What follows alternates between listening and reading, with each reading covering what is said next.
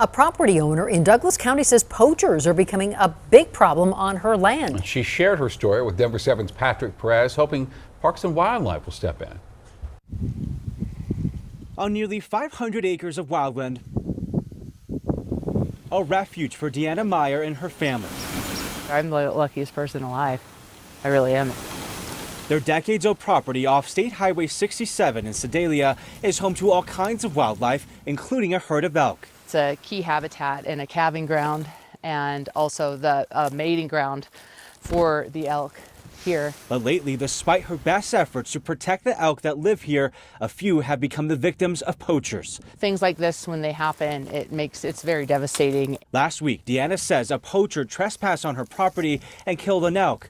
Its carcass and hooves are all that remain today. So they drug it down to where they could finish it off and drag the meat out without being seen. And around the same time, another suspected poacher shot an elk nearby, which then ran onto her property and likely had a slow death. There are ethical hunters out there, I know that.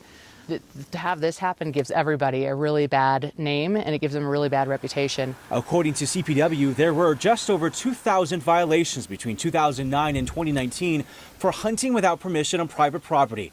But poachers often face other violations, which can stack up to thousands of dollars in fines. A lot of poachers are serial poachers in a lot of cases that have done it in multiple states over multiple years.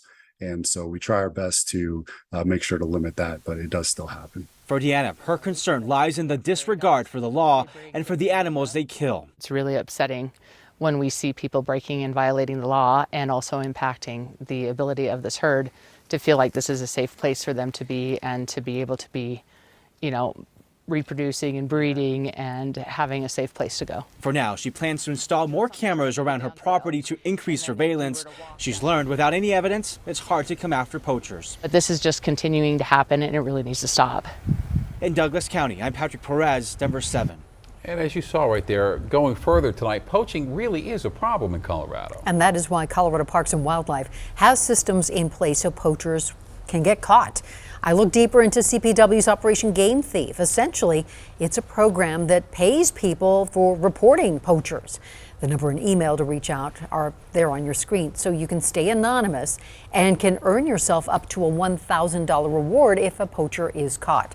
And the best part is the system is working. Since Colorado's Operation Game Thief was adopted in 1981, the state has received more than 2,400 poaching reports, and those reports have resulted in more than 700 convictions and the seizure of more than 1,300 illegally taken animals.